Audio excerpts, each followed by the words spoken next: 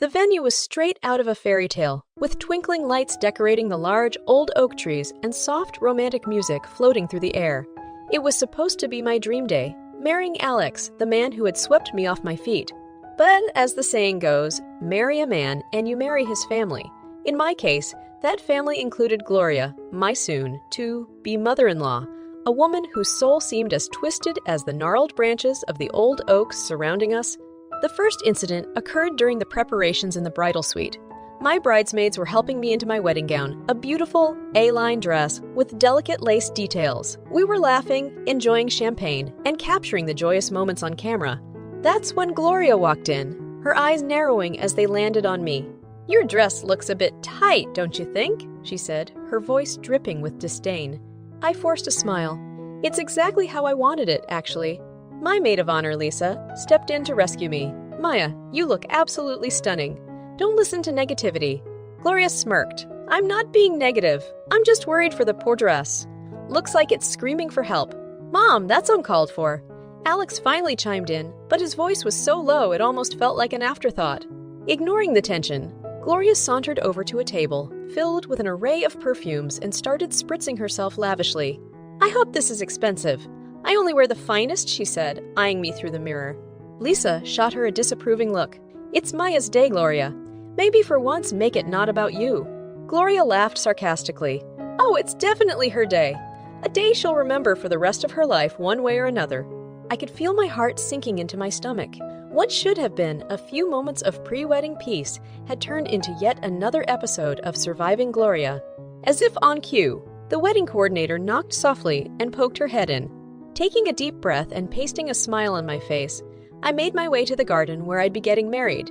The ceremony went smoothly, but even as I said, "I do," my mind was already fretting about the ordeal that my life was about to become.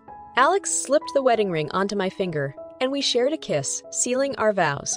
However, in the corner of my eye, I saw Gloria, her expression a mixture of triumph and disdain, as though she had just won a distasteful bet. At the reception, Gloria took it upon herself to entertain our guests. She mingled, offering underhanded compliments and subtle jabs. "You know, Maya is quite an accomplished young lady. Not everyone can get by on just looks, can they?" she said to one of my aunts. The evening was a blur, marred by her snide comments, manipulative behavior, and Alex's inability to stand up to her. I remember retreating to our bridal suite after the reception, my heart heavy and my head clouded with a dark foreboding about what the future held. As I lay down next to Alex that night, I wondered what I had signed up for. I looked over at him. He was already asleep, blissfully unaware of the emotional chaos that was my reality. And I couldn't help but think, was the man lying next to me my loving partner? Or was he merely an extension of his mother's cruel will? That night, instead of dreams of marital bliss, I was haunted by a single unsettling question. Had I just made the biggest mistake of my life? The first few weeks after our honeymoon were tolerable. We settled into my home, which I had poured years of hard work into. It was a cozy 3-bedroom house filled with warm colors, comfortable furniture, and memories of a life before Gloria. Alex seemed to appreciate the effort I had put into making it a home, but every time his mother visited, I could see him regress into the shell of a man who could never say no to her. Gloria's visits were like clockwork. Every Sunday afternoon, just in time to ruin the weekend. The first time she came over, I had spent the whole morning cooking a feast. I made her favorite roast beef and a vegetarian option for me. I hoped that by embracing her tastes, maybe I'd win some goodwill. "Maya, this is quite good," she said after her first bite, making it sound like she was granting me a huge favor by acknowledging my cooking. "Thank you, Gloria. I'm glad you like it," I said, attempting to maintain a cheerful atmosphere. However, as the day wore on, her criticisms started flowing like a never-ending stream. "You call this clean? You do set low standards for yourself," she said as she dragged her finger over the mantelpiece, examining it for dust. I clenched my teeth, forcing a smile. "I'll try to meet your standards next time." Alex, who had been engrossed in some sports game on TV, looked up. "Mom's just particular. You'll get used to it." Particular was an understatement. Gloria had an eye for finding faults. Whether it was the arrangement of cushions on the sofa or the brand of tea I offered, nothing was ever good enough. And every week, it got progressively worse. Then, the day of dread arrived. Gloria came over, this time with suitcases. Large, oversized suitcases that took up the entire entryway. "I'll be living with you now," she declared, as though it were the most natural thing in the world. I was flabbergasted. "You're moving in. Was this discussed?" She shot me a look as if I had asked the dumbest question in the world. I don't need permission to stay with my own son. Stunned, I turned to Alex, my eyes begging him to say something, anything, to defend the sanctity of our home. He sighed, his eyes meeting the floor before finally settling on me. "If it makes my mom comfortable, what's the problem?" he said, leaving me feeling like an outsider in my own home. I was shattered. The one person who was supposed to stand by me had just willingly handed over the keys to our life to his overbearing mother. From that moment, the house didn't feel like mine anymore. It felt like a well-decorated prison. Every room echoed with Gloria's criticisms. Every piece of furniture was a monument to her intrusion, and every moment in that house served as a bitter reminder that I was now secondary in my own life. As I stood there, watching Alex help Gloria unpack her gigantic suitcases and claim another piece of my world, I realized that home had just lost its meaning. And as they both laughed about some old family joke, I felt my own laughter, the laughter that once filled this home, fade away into a silent scream that only I could hear. Gloria didn't waste any time transforming my house into her personal palace. Within hours of her self-invitation to live with us, she'd already started rearranging furniture, relegating my belongings to hidden corners, and marking her territory like some alpha wolf in a wildlife documentary. Her reign of terror wasn't just restricted to inanimate objects. No, she targeted me as well, daily. The emotional abuse that was previously limited to weekends had now become a permanent fixture in my life. Every morning began with a laundry list of chores she expected me to complete. She would literally hand me a notepad filled with tasks: mopping, vacuuming, laundry, dishes, you name it. And just for good measure, she'd verbally add, "And let's not forget that we need dinner by 7 p.m. Sharp young lady. I once tried to push back, saying, "You know, I do work too. And if we're all living here, shouldn't we share the responsibilities?" Her response was a cocktail of incredulity and disdain. "Share? You should be grateful you're in a home filled with elders to guide you." I looked at Alex for support, but all he offered was, "You know how moms are. Like things a certain way." She was turning my life into an endless loop of Cinderella-esque servitude, sans the fairy godmother. But unlike Cinderella, my prince was no rescuer. He was more like a secondary antagonist, idly watching as I withered away. While I worked from home, Gloria would lounge around like she was at a five-star resort, watching TV or talking for hours on the phone with her equally insufferable friends. I could hear her from my makeshift office, a small table pushed into the corner of our bedroom. Can you believe she had the audacity to suggest that I, Gloria, should help around the house? She laughed into the phone one day. Some people have no sense of decorum. Fuming, I finally decided to confront her. If you have time to gossip, you certainly have time to lend a hand. It's only fair. Fair, she sneered. Life isn't fair, sweetheart. You'd do well to learn that now. That night at dinner, I could barely contain my resentment as I set the table and served the food. I caught Alex watching me, a vague sense of concern, or was it guilt, crossing his features. "You okay, babe?" he finally asked. Gloria interrupted before I could reply. "Oh, don't fuss. Maya is just adjusting to having a full house. She's learning what it means to be part of a family." Family? This wasn't a family. It was a dictatorship ruled by a one-woman tormentor with her submissive son as her willing accomplice. In those days, my home, which had once been my sanctuary, had turned into a battlefield where I was always the losing side. And every night, as I lay beside Alex, a wall of unsaid words and unresolved tensions between us, I wondered how I had ended up in this nightmare. But worst of all, I wondered how long I could last before I shattered into a million pieces, each shard reflecting a moment where I'd allowed myself to be stripped of my dignity, my autonomy, and my happiness. In the following weeks, my life had descended into a dark abyss. It seemed like every waking moment was an exercise in humiliation or resentment. Between Gloria's relentless emotional abuse and my husband Alex's callous indifference, I felt like I was drowning with no lifeline in sight. Then came the breaking point, the proverbial straw that shattered the camel's back. One fateful afternoon, I returned from a grocery run to find Gloria grinning from ear to ear. She was practically gleaming, her eyes shining with a kind of malevolent glee I hadn't seen before. "What's going on?" I asked cautiously. She gestured grandly towards the driveway. I decided it was high time I upgraded my ride, so I bought a new car. I peered through the window. Sitting in the driveway was a sleek, brand new luxury car, the kind that comes with a six-figure price tag. "You did what?" I sputtered, disbelief overtaking me. With a flourish, she handed me a stack of papers. "It's leased, actually. I didn't have the cash to buy it outright, so I put it on credit. Monthly payments are due, starting next month. You'll be taking care of that." I felt as if I had been slapped. "You expect me to pay for a car you chose without even asking me?" "Oh, don't be dramatic," Gloria sneered. "It's not like you can't afford it. Besides, I deserve some luxuries in my old age." I turned to Alex, my eyes pleading for him to intervene, to finally stand up for me. "Alex, tell her she can't do this. This is outrageous." Alex shrugged, avoiding my gaze. "Mom's been through a lot. I think she deserves to treat herself." "Treat herself? With my money?" I was incredulous. Gloria chuckled. "Consider it rent for living in this house." The audacity of it was staggering. "This is my house. I've been living here for years before you or Alex moved in." Gloria's face twisted into a scornful smile. "You mean our house? After all, I raised the man you married. A mother's contribution is immeasurable and invaluable. It's the least you can do." My eyes filled with tears, but I refused to let them fall. Every fiber of my being was screaming, shouting that enough was enough. I was not going to be pushed around any longer. I was not going to be pushed around any longer. I was not going to be a doormat in my own home, a home I had built with years of blood, sweat, and tears. Taking a deep breath, I made my decision. I'm not paying for the car. Not now, not ever. If you want to keep it, you find a way to pay for it yourself. Gloria's face flushed crimson, her eyes narrowing into slits.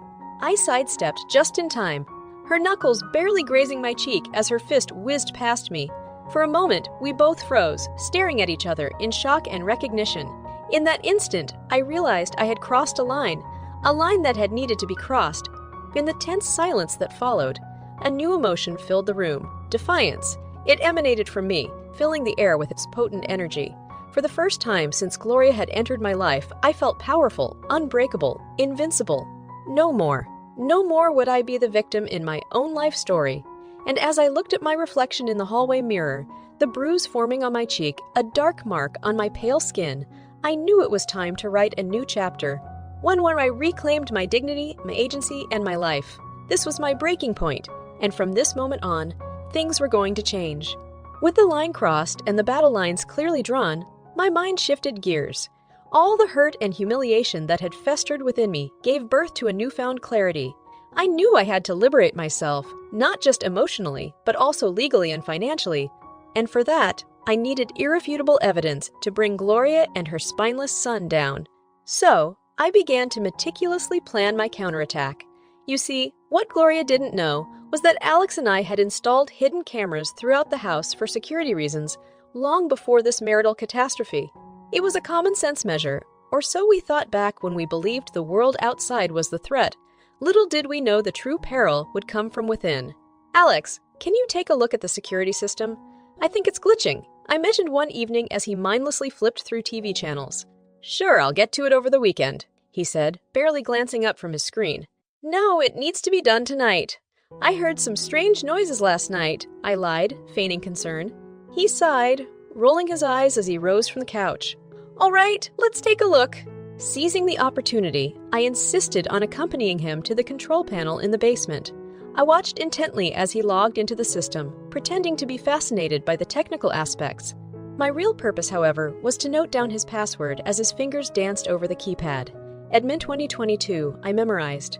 The key to my liberation. For the next few days, I acted as if nothing was amiss. I endured Gloria's constant nitpicking and derogatory remarks. I withstood her insufferable entitlement and her attempts to erode myself, worth all while knowing that the endgame was near. Whenever I had a moment to myself, I would log into the security system, isolating instances where Gloria's true colors were on unabashed display. Her screaming fits, her lazy lounging while I slaved away, and most importantly, her physical attempt to strike me. Everything was meticulously cataloged and backed up onto a separate drive. Meanwhile, I also consulted a divorce lawyer, detailing the emotional and physical abuse I had suffered. At first, she was skeptical, as many are when you tell them that you've been abused by a woman, especially an older one. But then I showed her the videos. I have to say, Mia, "This is an ironclad case," she said, her eyes widening as she watched clip after clip of Gloria's tyrannical behavior. "It's not just grounds for divorce, but potentially for a restraining order and even a criminal case." I nodded, my face a stoic mask. "I want to proceed with the divorce, and I want full ownership of my house and assets, and I want them to pay for the emotional damages they've caused." The lawyer looked at me, her eyes meeting mine. I thought about all the times I had been belittled, demeaned, and physically threatened in what should have been the sanctuary of my own home. "I've never been more sure about anything in my life," I said, my voice steady and resolute. Little did Gloria and Alex know, their reign was nearing its end, and the kingdom they had usurped was about to be reclaimed by its rightful owner. In the game of life, they had played their cards all wrong, and now it was my turn to deal the deck. With every piece in place, all that remained was to execute the plan. And this time, the final act would belong to me. The days leading up to the final confrontation were a blur of activity. Between my job, secretly meeting with my lawyer, and gathering more evidence, I was swamped. Yet, the enormity of what was about to happen didn't weigh me down. It electrified me. Each secret meeting, each collected piece of evidence was a small victory, a step towards reclaiming my life.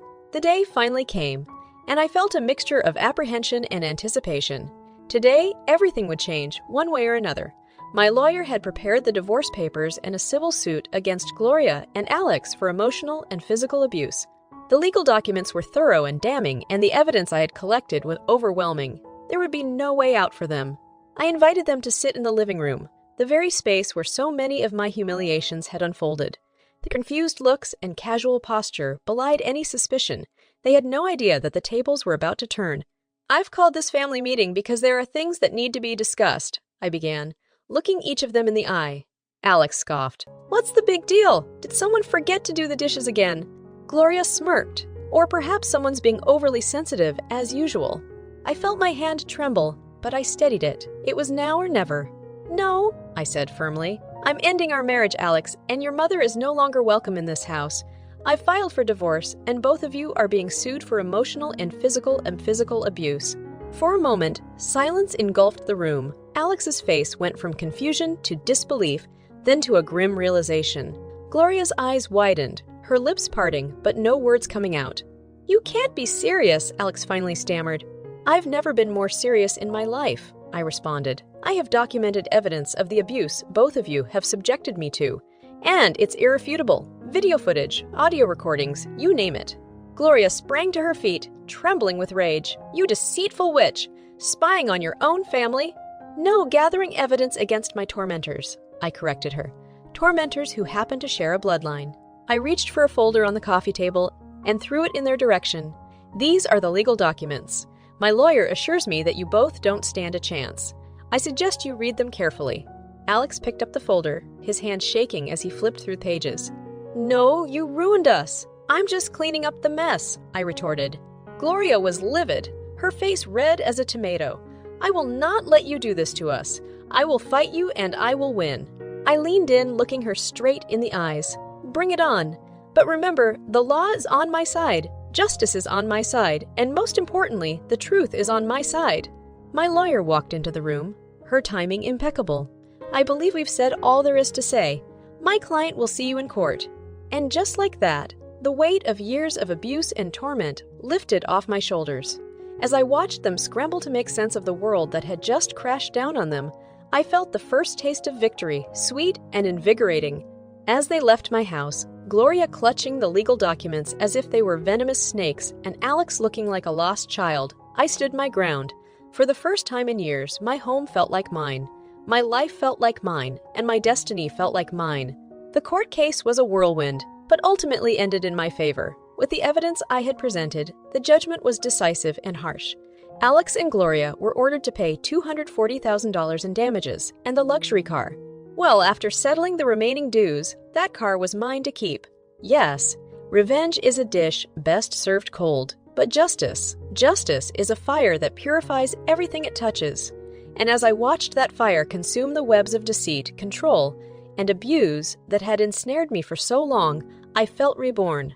This was my story, and finally, it had an ending I could be proud of.